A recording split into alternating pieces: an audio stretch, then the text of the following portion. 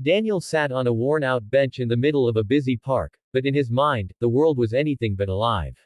Around him, children laughed, couples strolled, and friends chatted freely, but Daniel felt completely invisible. His eyes were fixed on the ground, his thoughts racing faster than the footsteps passing by. He had lost his job a month ago, the bills were piling up, and every interview ended with the same crushing words, "We'll get back to you." His confidence had shattered piece by piece, and now even the smallest task felt like climbing a mountain. His head was heavy, his chest tight, as if the weight of the entire world was pressing down on him. Daniel clenched his fists, frustrated at himself and the life he thought he had ruined. Why me? Why now? He whispered under his breath. He wanted to cry, but the tears no longer came. It was as though his heart had built walls so high, even his emotions couldn't escape. The noise of the park grew distant, almost muffled, as his mind replayed every failure and every rejection.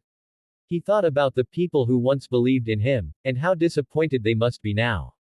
He thought about giving up altogether, because what was the point of trying, if life only pushed him back down? In that moment, Daniel felt more alone than ever, surrounded by hundreds of strangers yet trapped inside the prison of his thoughts.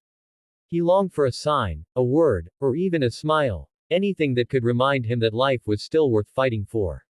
Little did he know, that sign was already walking toward him.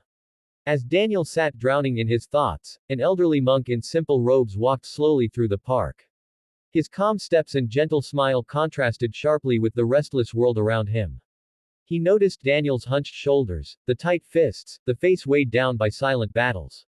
Without asking, the monk quietly sat beside him. For a few moments, neither spoke.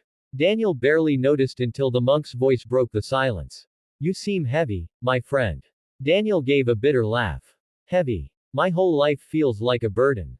And no matter what I do, nothing changes." The monk didn't argue. Instead, he pulled out a small thermos and a cup he carried.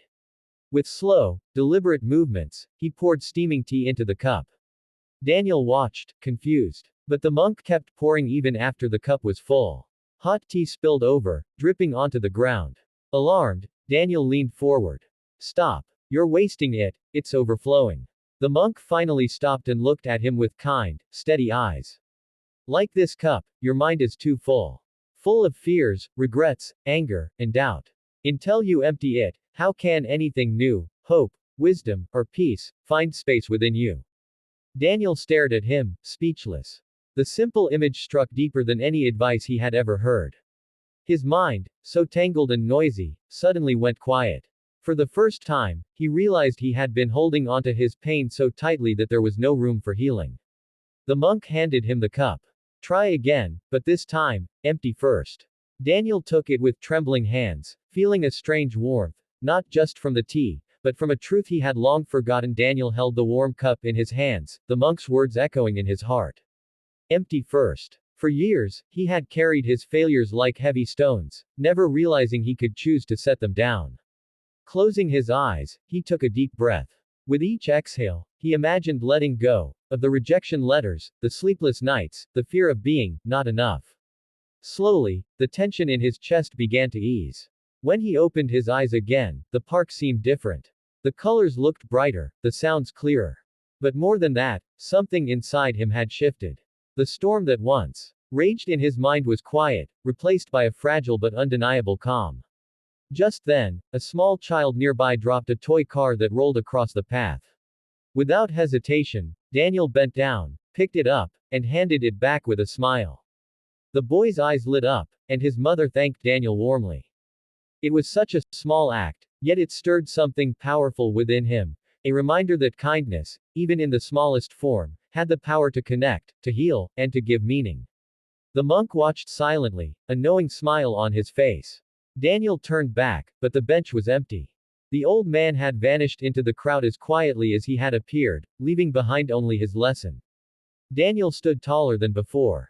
The burdens were still there, bills to pay, challenges to face, but he no longer carried them the same way.